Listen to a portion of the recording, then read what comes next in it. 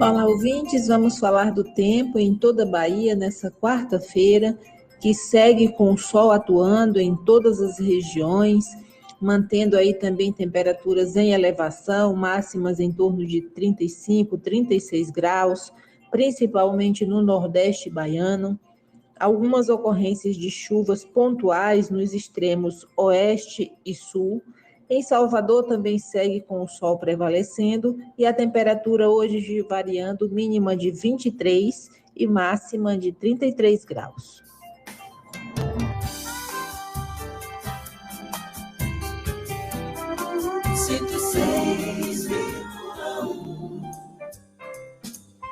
A Voz das Mulheres. Comunicando, Márcia Mendonça. Pois é, meus amigos. Hoje, a Voz das Mulheres vai trazer 2 temas, como eu falei na abertura do programa, que é sobre o racismo ambiental e a campanha Unidos pela Ancestralidade, E aqui nós temos a presença de 2 convidadas ilustres, Gilmara Oliveira, que vai falar sobre o racismo ambiental, e Aline Galo, que vai falar sobre essa campanha. Gilmara é assistente social e articuladora da Caritas Nordeste 3, E a Aline é comunicadora social e é assessora da Caritas Nordeste 3. Então, as duas a gente vai fazer primeiro bloco com um, segundo bloco com a outra, Então, as duas vão dialogar com a gente sobre esses relevantes temas. Bom dia, Gilmara, seja muito bem-vinda à Voz das Mulheres. Bom dia, Márcia, bom dia a todas as pessoas que nos acompanham. Obrigada pela oportunidade desse encontro, pelo convite, para a gente poder fazer uma partilha aqui sobre esse tema que é extremamente relevante e necessário, Isso, perfeito. Frente a realidade que a gente vivencia hoje, mas que, na verdade, traz para a gente, assim, importante pensar elementos históricos, políticos, jurídicos e econômicos também, para a gente perceber os impactos disso, nos dias atuais, mas que já vem aí o seu carregamento, desde de séculos passados. Sim. E bom dia, Aline. Seja também muito bem-vinda à Voz das Mulheres. Bom dia, muito obrigada pelo convite também. É um prazer estar aqui com vocês. Que bom. E a gente vai conversando, durante o programa. Eu vou iniciar com Gilmara, Gilmara, a gente ouve falar do racismo ambiental, muitas pessoas têm racismo ambiental, o que seria isso? A gente pode definir como uma desigualdade socioambiental, que afeta principalmente as comunidades mais vulneráveis, marginalizadas, a população negra, periféricas, quilombolas, indígenas. É exatamente isso. Acrescente mais alguma coisa. Então, é isso, Primeiro, assim, eu quero pedir licença, às minhas mais velhas, às minhas mais novas, aos meus mais velhos e aos meus mais novos para fazer uso, inclusive, dessa palavra, que, enquanto tecnologia ancestral, vem numa perspectiva de fazer uma memória também, daqueles e daquelas que vêm antes de mim, na tentativa de contribuir, com esse debate, que, do ponto de vista conceitual, ele é recente, aqui no Brasil, no entanto, como eu disse antes, os seus impactos materiais e subjetivos já nos afetam há séculos, Então, com isso, assim, eu já anuncio aqui um pouco, desse caminho e o olhar também, que vão subsidiar o que eu pensei em trazer como contribuição, a partir aí do diálogo, das orientações que a gente veio, combinando, porque, assim, primeiro, assim, eu gostaria de combinar com vocês, a gente perceber o seguinte, que antes de trazer uma proposta conceitual, falar de racismo ambiental em si, pensando aí esse conceito, eu sugiro que nós possamos fazer uma memória, ainda que brevemente, dando uma pincelada, dados os limites também do nosso tempo, de alguns pressupostos históricos, políticos, jurídicos, econômicos, que certamente irão nos ajudar a refletir e perceber como que o racismo ambiental, como esse tema tem extrema relevância e que dialoga diretamente com questões que atravessam a nossa realidade social brasileira, desde muito tempo. E aí, nessa perspectiva, eu considero importante partilhar a sabedoria, né, do saudoso professor e geógrafo Milton Santos, né? Que ele registrava lá nas suas elaborações, né, lá nas suas, quando expressava também na militância contra o racismo socioespacial, né, que muitas vezes o que nos prejudica ampliar, inclusive, o olhar, né, para além desse imediatismo das coisas, é exatamente o desconhecimento dos fatos, né? Quando eu estava vindo para cá, e aí o motorista perguntando, né, você vai entrar por onde? Aí ele, hoje, qual vai ser o tema do dia lá na Rádio Excelsior? Eu falei, né, que vinha para cá, e ele, qual vai ser o tema do dia? Eu disse racismo ambiental. Ele, desculpe-me, mas eu desconheço esse termo. E aí eu penso assim, né, que quando Milton Santos dizia isso, de que a gente precisa realmente, assim, fazer uma leitura da realidade pelo olhar, né, das lentes distintas, de trazer um pouco também fazer memória da história, né, para que a gente possa perceber como é que essa coisa do racismo ambiental vai gerar para a gente hoje, né, na contemporaneidade, 2024, os impactos que a gente vê aí, né, nos noticiários e vivencia direto ou indiretamente, né? E aí eu falava com ele, né, nesse sentido assim, de que é justamente isso, a ideia era a gente poder pensar o racismo ambiental, como dizia o professor Milton Santos, na perspectiva, assim, no contexto do território, né? Porque ele dizia que é no contexto do território que as concepções elas precisam ser ampliadas, né? Visto que são as porções do território ocupadas por homens, né? E aí eu ampliaria, né? Dizer por mulheres, por crianças, por pessoas idosas, por pessoas com deficiência, por pessoas LGBTQIAPN+, que vão desigualmente mudando, né? De natureza e de composição e que vai exigindo uma nova definição, né? Dada as mudanças na forma de como a gente se organiza e como a gente vai transformando, né, esse território em tempo e espaços distintos, né?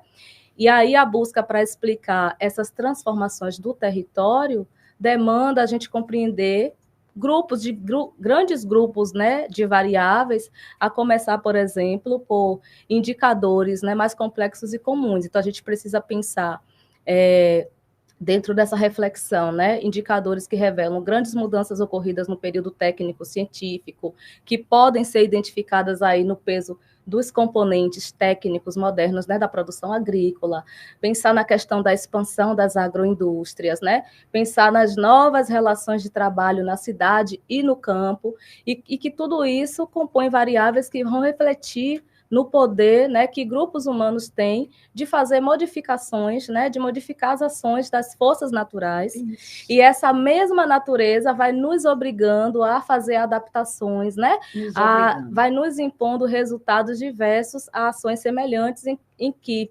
esse progresso técnico, tecnológico, ele não elimina, e sim produz, né, que é a ação da natureza sobre as nossas práticas, né, muitas vezes perversas e inconsequentes, né?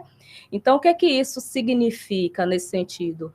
Uma possibilidade de a gente fazer uma tradução disso é considerar que as condições naturais em relação, né, com a intervenção humana desenvolvida no território impõem um sistema regulador, cujos danos sociais ou individuais eles são coletivamente absorvidos, porém a gente precisa refletir, né, de qual é o perfil social, né, de quem que majoritariamente, de quem de forma recorrente vai ser afetado, né, pelas intempéries dessas absorção. É verdade, né? É verdade. É verdade. E assim, é um pouco iniciar nesse caminho, né? Isso. E pensar, né, que o movimento negro ele foi colocado de fora dessa agenda nessa pauta, né? E da pauta climática que a gente está falando, né? Uhum.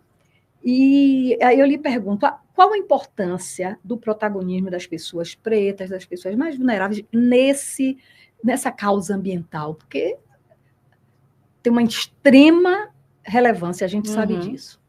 Acho que é isso, né? Primeiro, esse próprio movimento, né, de pensar a questão do racismo ambiental, né, tomar como ponto de partida, fazer memória mesmo de como que o Brasil vai se constituindo enquanto sociedade, né, vai se constituindo enquanto nação, desde lá o período colonial. Acho que é uma grande contribuição dos movimentos negros, né, das frentes negras, dos diversos setores, né, de coletivos, de pessoas interessadas, né, em perceber que a gente precisa, assim, dialogar sobre esse tema, né?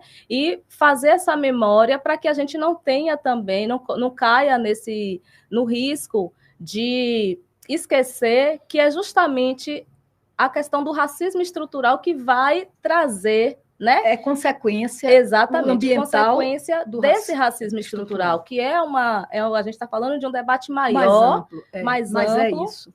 E que vai trazer essas contribuições para a gente ter essa percepção, para que a gente não faça uma leitura imediatista e esqueça, né, daquilo que a história está aí marcada e que tem uma literatura também interessante que vai nos ajudar, né, a fazer essa reflexão. E vamos acordar, né? Exatamente. Bom dia, Ides Oliveira, bom dia com alegria.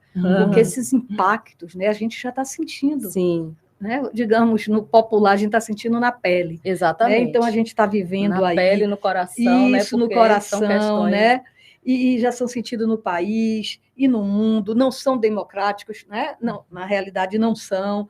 Né? E os danos ambientais, que é o que a gente até quer falar, são desiguais. Né? Uhum. Eu acho que o cerne do racismo ambiental é isso. Exatamente. Né? É pensar justamente como que essa desigualdade racial, né, quando acontece, quando a gente vai, né, pensar questões de calamidade, de emergência, por desastres naturais, acho que só fatores climáticos eles não conseguem explicar, levando em consideração, por exemplo, né, quando eu falo do pressuposto histórico, tem um marco interessante que a gente precisa rememorar, que foi, inclusive, quando o Brasil, compactuando com o empresariado, né, com os grandes fazendeiros, vai trazer, vai instituir dispositivos jurídicos para negligenciar a população negra, né, o acesso à terra.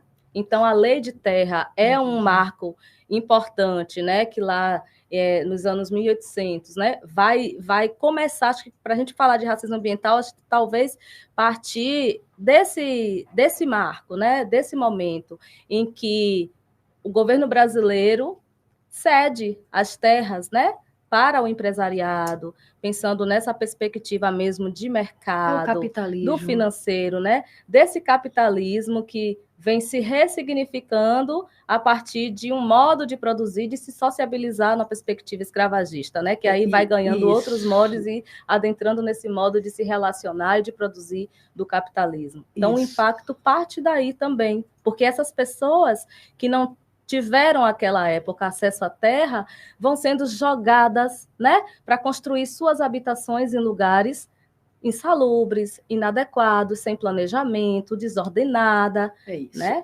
E assim, quando você pensava, eu falava, né, como o impacto climático, mas como a educação, o impacto da falta da educação tem nos afetado de uma forma profunda. E eu pensava até da educação ambiental, né? Sim, sim. Até da educação ambiental. E a gente fica triste com isso, porque tudo perpassa pela educação. Sem educação, né, não há desenvolvimento, não há lucidez, as pessoas não vão nem perceber, né, as injustiças. As injustiças, exatamente. E justamente isso, assim, a questão da educação socioambiental, e numa perspectiva de ter uma percepção ampla, até no sentido de não fazermos falas que culpabilizam exclusivamente as populações, as pessoas que, lógico, demandam a educação socioambiental no sentido de perceber também que num território, a gente pensando o bem viver comunitário, numa relação ali coletiva, é de responsabilidade individual e coletiva, ao cuidado ao meio ambiente, né? De como que a gente vai também fazendo ali a coleta do lixo, né? De como que a gente vai percebendo ali as margens do rio, como é que você cuida também das águas, das matas, né? Isso. É interessante, mas é necessário também a gente refletir numa perspectiva macro de que há também, do ponto de vista assim, do Estado brasileiro, uma certa negligência, uma certa omissão, quando a gente vai pensar, por exemplo, política de habitação, política ambiental, pensar saneamento básico, né, que constitucionalmente é o fundamental, né, para pensar condições de vida, né, com qualidade. Então, a gente vê aí residências que estão construídas, né, com esgoto a céu aberto. Isso. Né? A gente vê aí cidades construídas em cima de riacho. A gente tem aqui na Bahia um exemplo, né? que é a cidade de Dariumeira, onde nós tivemos eu tive, né, a oportunidade de ir até a comunidade, conhecer a realidade da comunidade ali, que vivencia justamente os impactos do racismo socioambiental, desse racismo estrutural que vai trazendo ali, né, outros elementos para a gente perceber como que é gritante e perverso os processos de desigualdades sociais, raciais e de gêneros, né? Você disse tudo. Então, lá em Dariumeira... Sim, desculpe. Pode falar. Lá em Dariumeira, a gente tem uma comunidade, inclusive, acompanhada pela nossa rede Caritas Regional Nordeste 3, não é? E aí, assim, a comunidade, ela se vê, muitas vezes, desamparada por esse Estado, né? Que não tem pensado ações estratégicas de prevenção para que aquelas comunidades não venham mais, né, ser vitimadas pelos desastres naturais, né, por fatores climáticos.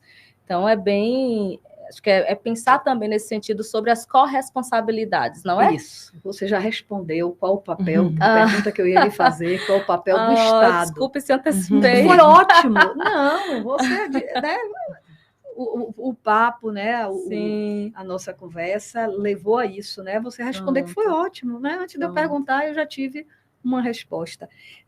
Luciana diz assim: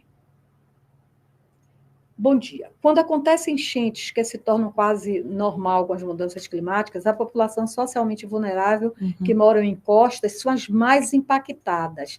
Precisamos de políticas públicas. Obrigada, Luciana. Obrigada, Luciana.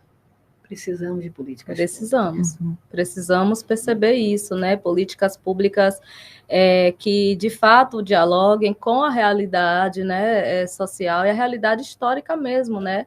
Da nossa população. Então, a Bahia, imagine, né, um estado com 417 municípios, e a gente vai perceber que a maioria da população é negra, é quilombola, né, comunidades, povos e comunidades tradicionais. Nós temos também, né, pessoas indígenas, nós temos a comunidade rural, e que está, muitas vezes, em lugares, né, vivem em lugares onde a gente não tem nem tem dificuldade de mobilidade, né, de acessar, de alcançar. Então, por exemplo, quando acontece um desastre, né, natural, né, por questões climáticas, a priori a gente pode fazer essa leitura que é por questões climáticas, né? Por que a gente não consegue? Por que quando o Estado baiano, né, numa situação de calamidade e emergência, como nós tivemos aí, foi 2020, né? 2020, a gente teve ali, foi 2020, 2021. Então, para que a política de assistência social, por exemplo, né, pudesse ser viabilizada, quantas dificuldades tiveram de acessar populações que estavam em lugares, né, onde o carro não passa, né, onde você não chega, você consegue chegar, às vezes, de helicóptero, e olhe lá, porque você, às vezes, não tem onde aterrissar. Então, como que você vai prestar uma assistência, né, com qualidade a essas populações, né? Então, os impactos, eles são diversos, e, principalmente, né, tem a questão do impacto material, porque é onde as pessoas perdem o mínimo daquilo que conseguem, né, conquistar, dos seus patrimônios, das suas casas, dos seus móveis. E tem as questões também subjetivas. Então, como é que o racismo ambiental, né, vai impactar, né, nas populações? Afeta toda a população? Afeta rico, afeta pobre, afeta, né? Pensando na classe social, pensando a raça cor, afeta todo mundo. Mas o debate sobre o racismo ambiental é pensar também por que é a discriminação racial, porque a gente precisa perceber, a gente conversava com a Aline antes, que é perceber como é que as populações, né, em que medida as populações conseguem, essas mais vulneráveis, marginalizadas, violentadas e negligenciadas dos seus direitos, conseguem se restabelecer material e subjetivamente. Muitas vezes, essas famílias até hoje, daquele desastre, né, que aconteceu há algum tempo atrás, sim, que aconteceu lá em Brumadinho, isso, até hoje elas precisam ter precisam de assistência psicoemocional. É verdade. Né? E a gente está vendo isso, por exemplo, em outros estados, não é? Exatamente. A gente tem acompanhado isso, né? Pessoas que perderam tudo, pessoas socialmente mais vulneráveis, o desespero, o choro, vai voltar para onde, não tem como. Enfim, a gente O está medo, vendo a tensão, o medo de quando cai um chuvisco, as pessoas já ficam apreensivas. Colocando seus pertences em cima, enfim. E as mortes, né? E as mortes. Né? Porque que desabam. A gente não, se é uma coisa que a gente não controla e que a gente tem que cuidar, preservar, respeitar, reverenciar, é a natureza. Uhum. E aí, Márcia, tem essa questão da morte também. Essa morte ela é muito também subjetiva, porque tem a morte física e tem aquela morte nessa dimensão da simbólica das perdas. Simbólica das perdas, né? Do dano psicoemocional que leva por anos. Isso, né? Isso. Para você conseguir superar isso. Uhum. Aline, quer dar uma palavrinha, Aline? Sim, eu gostaria só de comentar, assim, rapidamente, né, que o trabalho da Caritas tem muito a ver com isso, né, no sentido que a Caritas brasileira, não só a Nordeste 3, mas a brasileira como um todo, ela trabalha na busca justamente de fortalecer as comunidades na luta, né, pelo direito à terra, ao território, o direito ambiental, né? Então a gente faz formações com as comunidades para que elas mesmas possam ter sua voz, para que elas mesmas possam ir atrás dos seus direitos, né? Então isso tudo, assim, a gente busca a participação das comunidades para a incidência política, né? Delas terem essa voz. A gente, agora o caso de Dário Meira, por exemplo, que a colega comentou, né? Tem esse projeto que está atuando agora lá no sul da Bahia, ele está buscando a organização comunitária, né? Que eu acho que é isso que a gente viu. Sim. Porque quando a comunidade ela consegue entender quais são os direitos dela, ela consegue ir buscar isso, né? Então, assim, a gente não quer ser assistencialista, né? A gente quer ser essa entidade que dá a força, né? Que ajuda essas comunidades a criarem sua força para ir atrás desses direitos, né? É isso. E vocês estão falando em Dário Meira. Eu tenho uma ouvinte, Eliette Ribeiro Marquinhos, que é assídua aqui, né? Desde que a gente começou com o programa, que ela participa e ela acompanha diariamente. Ela está em Dário Meira, ela é de lá. Sim. E ela ontem me mandou umas fotos e me disse aqui, Márcia, bom dia, Márcia Mendonça. Ela disse algumas fotos da enchente em Dário Meira. Eu, maninha, 2 irmãos e uma sobrinha de 1 ano, estamos no primeiro andar, graças a Deus, que a água está baixando, né? Ela mandou fotos da enchente, que foi algo muito, muito rápido, ficou sem energia, sem internet, né? E ela chegou, né? A data temerosa pelas mães, né? Ou pelas pessoas que acham que são as enchentes, as chuvas. Então, ela deu esse panorama, esse desenho de como está agora. Um colega agora estava contando esse fim de semana na atividade que a gente estava, que justamente essa época do Natal é época de chuva lá, né? Então que as pessoas ficam extremamente apreensivas, assim, tá chegando o Natal, sabe? Então aquela data que todo mundo quer estar tranquilo em casa, né? Cria uma ansiedade nas pessoas e que felizmente passou, né? Já não teve chuva, mas que chegou agora, né? Nesse último fim de semana já teve lá as imagens de alagamento, né? De casas, enfim. Muito triste, né? Isso. E falando do racismo, o racismo está aí, né? No Brasil, no mundo, o racismo ambiental. E pensando, você é de Porto Alegre. Isso. E eu estive em dezembro, né? Fui para o Natal com meus filhos, Natal de Luz, e passei de Porto Alegre. Eu fui de carro, né? De Porto Alegre para Gramado, né? E eu passei assim na estrada. Eu disse assim, gente, nós comentamos assim. Poxa, um rio aqui, que coisa estranha, um rio caudaloso. O motorista disse, não, isso foi a chuva. Gente. Você diria que era um rio. Era um rio. Virou um rio. Né? Então, novamente, somente para a gente reafirmar, confirmar que a gente não controla a natureza. Não. Então, a gente tem que ter... Já passou do tempo, nós já perdemos tempo, né? Mas precisamos atentar. Por isso que iniciativas como essa, falar de racismo ambiental, falar daqui a pouquinho, né, sobre a campanha da Caritas é de extrema importância, né? Batendo na porta assim, gente, vamos acordar. Sim, porque é isso, né? São questões assim que a gente precisa realmente debater, precisa ter mesmo essa... acho que como é que eu poderia dizer?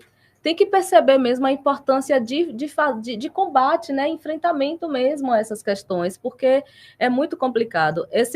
O conceito em si, né, de racismo ambiental, dentro do que eu tenho lido, assim, há registros de que o primeiro conceito assim, de racismo ambiental ele foi pautado por um líder, né, estadunidense, chamado Benjamin Franklin Chaves Jr., que ele é uma liderança do movimento negro, né, estadunidense, que lá, como você trouxe, né, no início, lá na década de 80, ele pesquisou, investigou e denunciou sobre os episódios de resíduos tóxicos, né, que se concentravam em áreas habitadas pela população negra da sua comunidade. E aí, aqui no Brasil, esse conceito ele vai se inserir ali no ano 2005, né?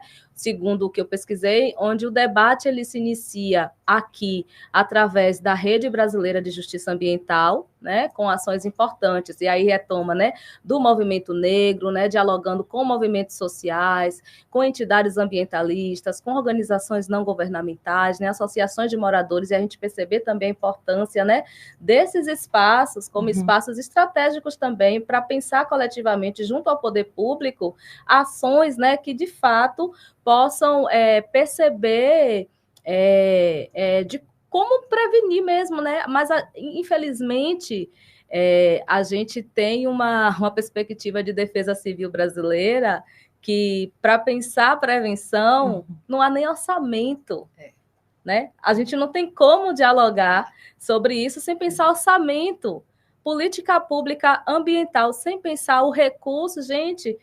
A gente vai percebendo como as comunidades elas demonstram mesmo sua resiliência, sua resistência, e aí eu acho que é muito importante quando a nossa Rede Cáritas, né, está ali acompanhando, orientando, reafirmando também a importância dessa emancipação das comunidades, a participação social em espaços estratégicos, né, de discussão, de debate, de deliberação também, porque vai falar das vidas dessas pessoas, não é isso? Exatamente. Então, não tem como pensar sem pensar orçamento público. Com certeza. E a gente vai rapidinho para o nosso intervalo comercial e voltamos daqui a pouquinho. Okay.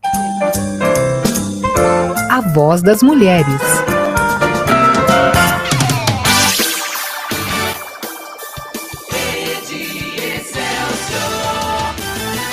Rede Excelsior, da Fundação Dom Avelar. Uma instituição vinculada à Arquidiocese de São Salvador, da Bahia. Olá, amigos. Eu sou Genildo Lavinsky e aos sábados às 10 da manhã estamos juntos, eu e você, na 106,1. O programa é o Panorama. Notícias, entrevistas e a sua participação. Não perca, todo sábado, das 10 ao meio-dia, você fica em sintonia comigo, Genildo Lavinsky, aqui na 106,1. 106,1. A sua sintonia. Aqui quem fala é Heloísa Braga e eu te convido a viajar comigo no Excelsior Turismo de segunda a sexta-feira, das 11 ao meio-dia. Você me encontra tanto na FM 106.1 quanto na AM 840 e também através do YouTube no Rede Excelsior ao vivo. Venha viver essa experiência comigo. Oferecimento: Senac, cursos e qualificação profissional de excelência. Táxi Contas, pontualidade, segurança e profissionalismo para sua locomoção. Vá e volte da folia com conforto e alegria. Embarque no Expresso Salvador. O transporte oficial do Carnaval leva você direto para o circuito sem paradas. Os ônibus com ar-condicionado saem do Salvador Shopping, Shopping Paralela e Salvador Norte Shopping. O estacionamento do seu carro está incluso na passagem, que custa R$18 o trecho. Para saber mais, acesse expressosalvador.com.br ou siga Expresso Salvador nas redes sociais. Prefeitura de Salvador. Leve Saber, a cultura do encontro, do cuidado e da solidariedade. De segunda a sexta, a partir da 1 da tarde. E aos domingos, das 7 às 9 da noite. Apresentação: Isaac Lago. Oferecimento: Colégio Antônio Vieira. Um grande futuro desperta agora. Inscrições abertas para 2024.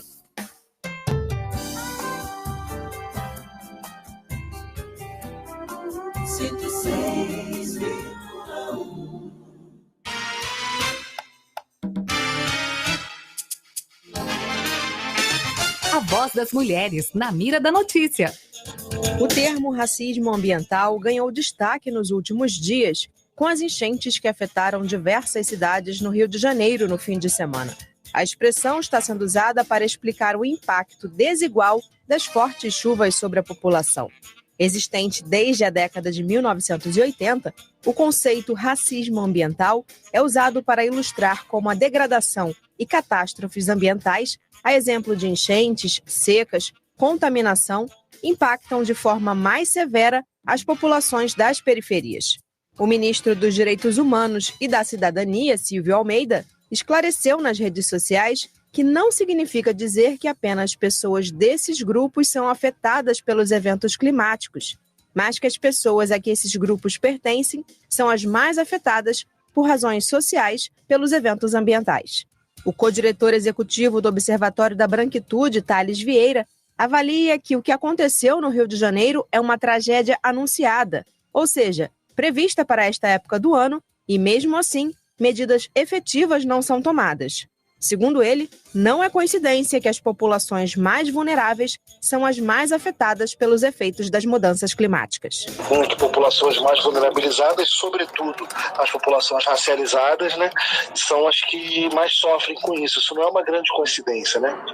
Então, sei lá, se você for olhar para a Baixada Fluminense, o saneamento básico ele é uma moeda de troca política na Baixada Fluminense, né? Então você vai manipulando o saneamento básico daquelas regiões, que já são regiões mais pobres, que são quase integralmente negras, as regiões da Baixada Fluminense, principalmente, no Rio de Janeiro. Você tem o saneamento básico como uma moeda de troca, né? Então você vê que essas coisas elas são interligadas, né? E por isso que a gente fala que o racismo ambiental ele é produto de uma intenção efetiva, né? Então, na prática, essa população é deixada para morrer. Thales Vieira diz que para mudar essa situação é preciso garantir acesso ao saneamento básico e fazer obras para o escoamento efetivo de água em regiões de alagamento. Os temporais no Rio de Janeiro causaram 12 mortes, 2 pessoas estão desaparecidas, há mais de 12 mil desalojados, 300 pessoas desabrigadas, além de ruas alagadas e casas destruídas. Com informações da Agência Brasil, da Rádio Nacional no Rio de Janeiro, Priscila Terezo.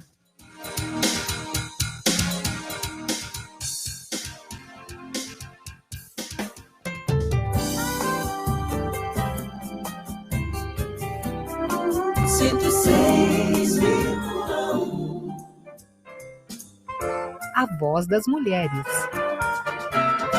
Comunicando, Márcia Mendonça. Estamos de volta. Eu conversei com a Jumara Oliveira, que é assistente social e articuladora da Caritas Nordeste, Regional Nordeste 3. Nós estamos falando sobre o racismo ambiental.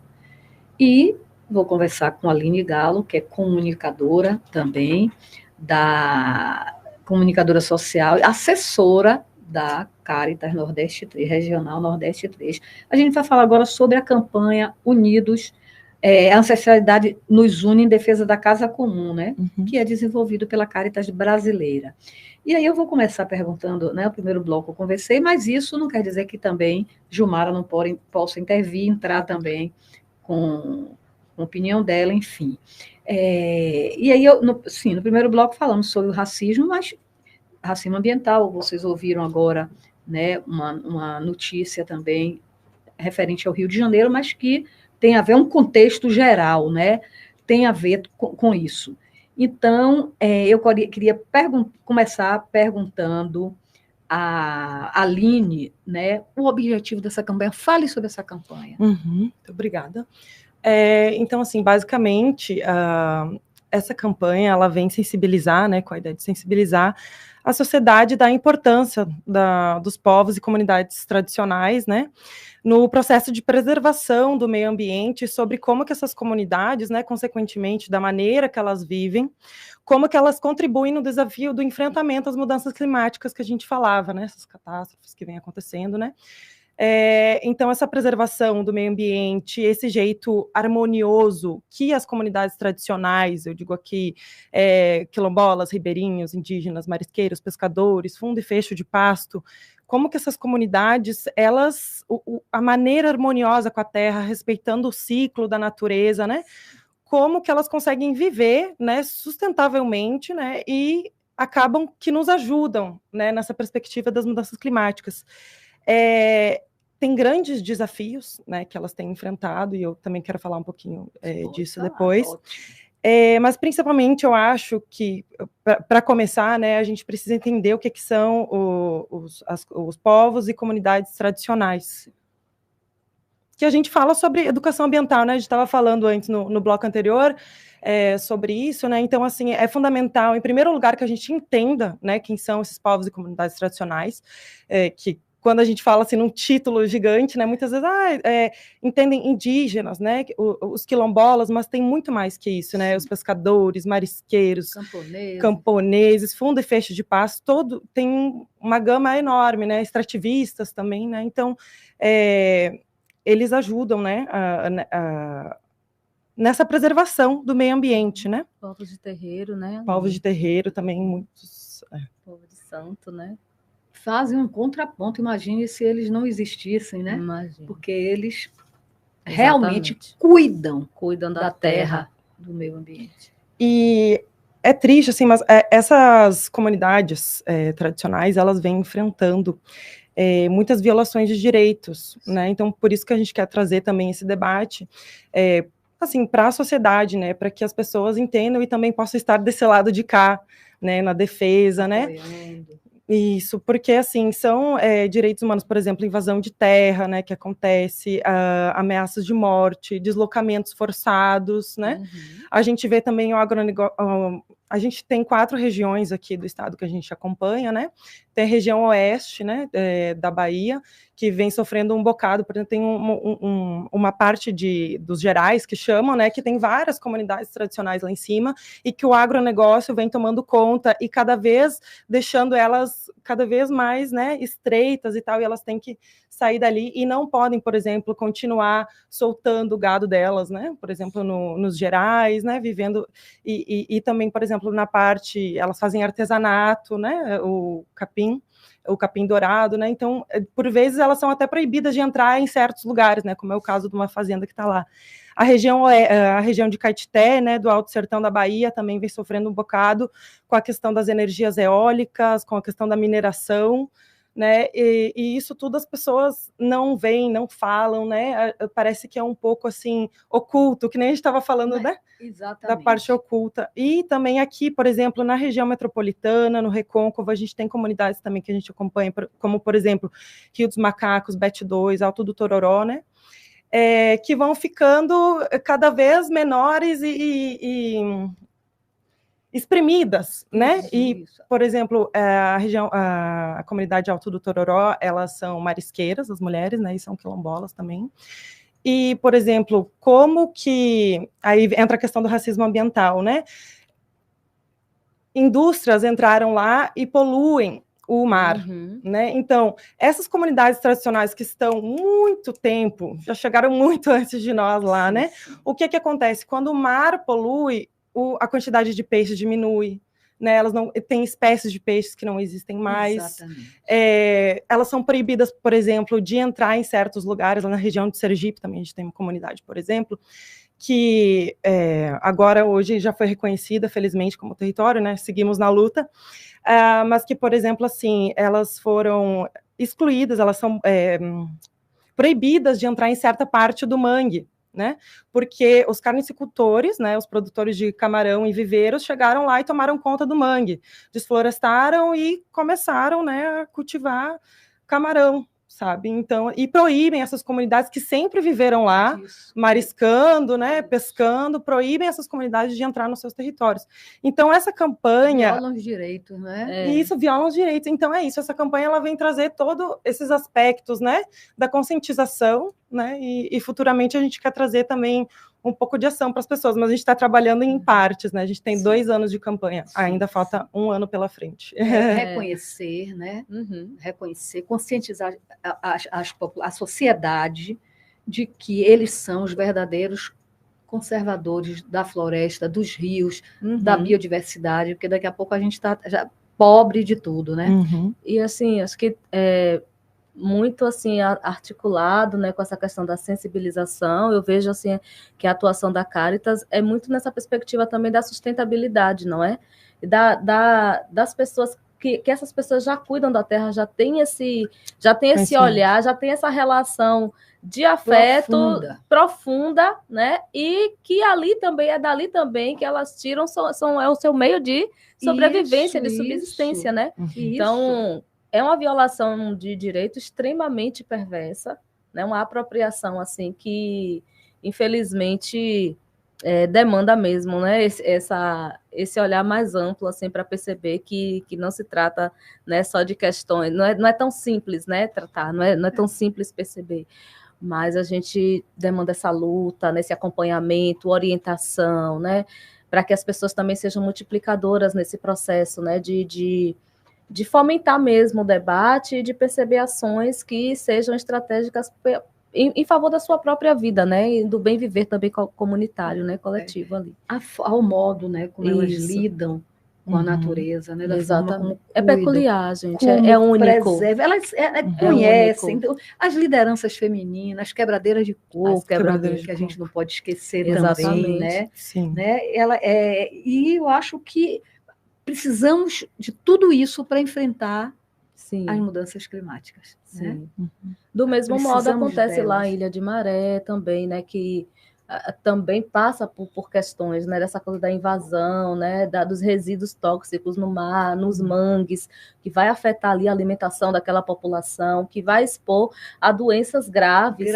Né, questões de saúde assim terríveis.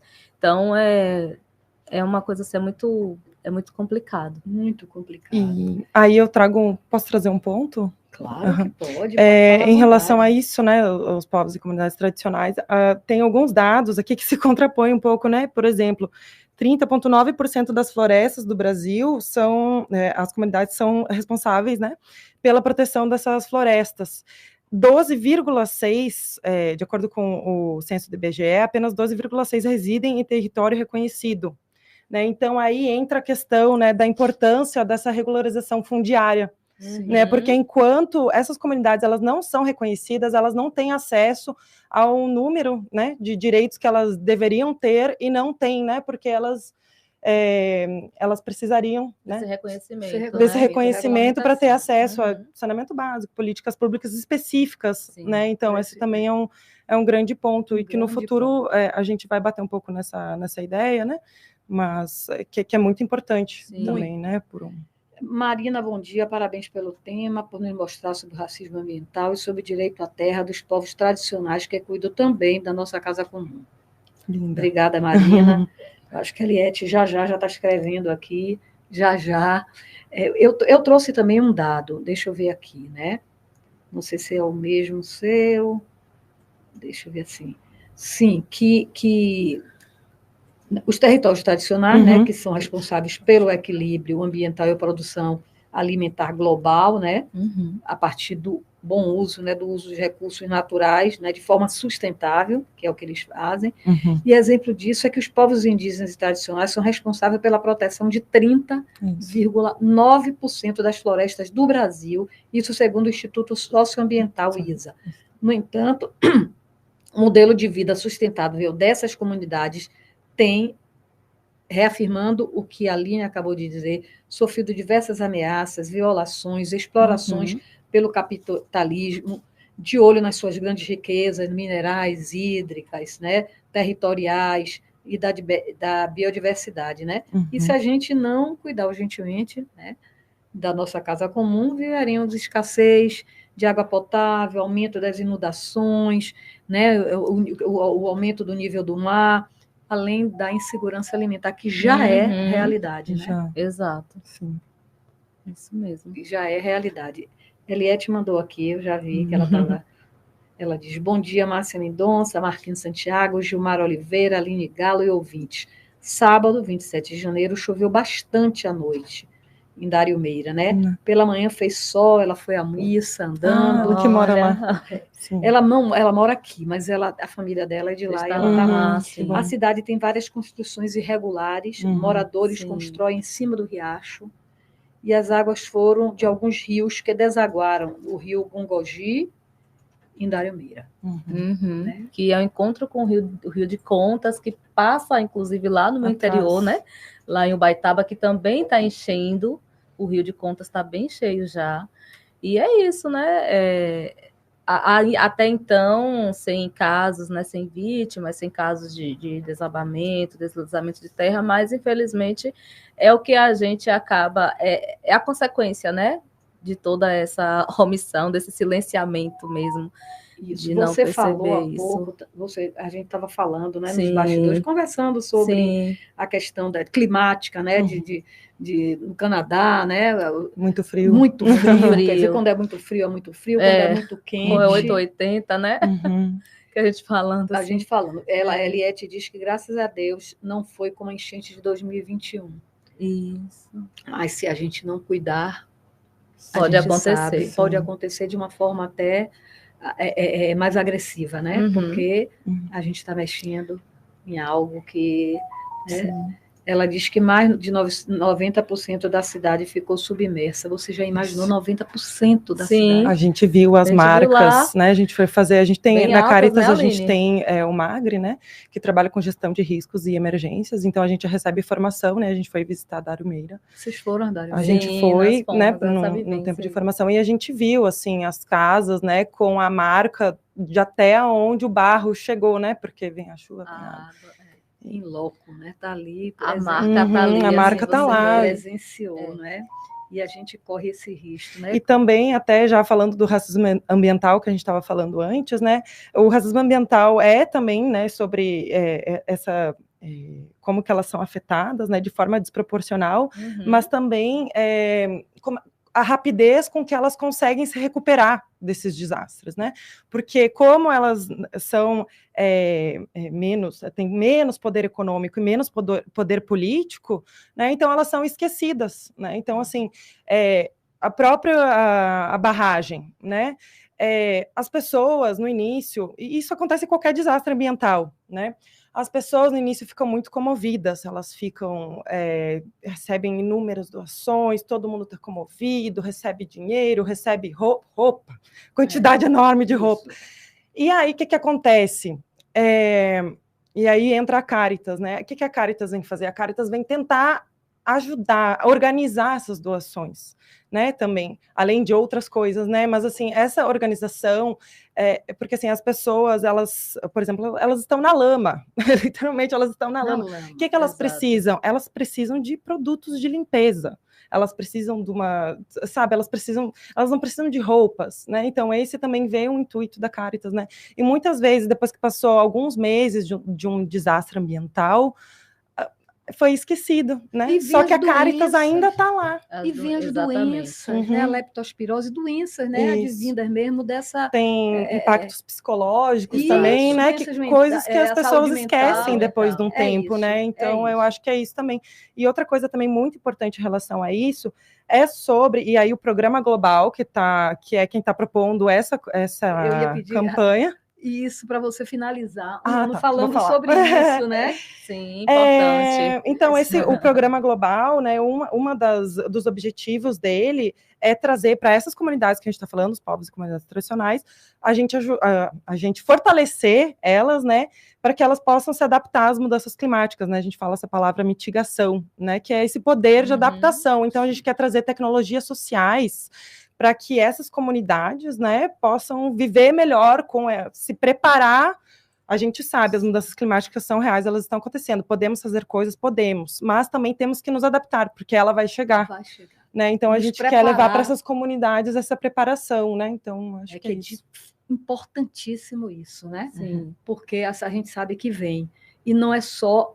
A assistência é importante, mas eles precisam, a prevenção, é a conscientização, né? É o apoio, o acompanhamento que vocês fazem, é de suma importância. Nós estamos chegando ao finalzinho, foi muito bom, foi curto, porque o programa é 1 hora, não dá para a gente falar o que a gente gostaria, mas vocês podem voltar a hora que vocês quiserem, muito porque obrigada. É um tema extremamente importante.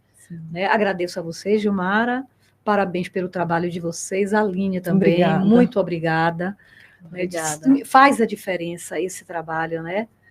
Da nossa igreja católica, da Caritas, né? Brasileira, da Caritas no mundo, enfim. Obrigada a vocês, viu? Muito obrigada. Obrigada sempre.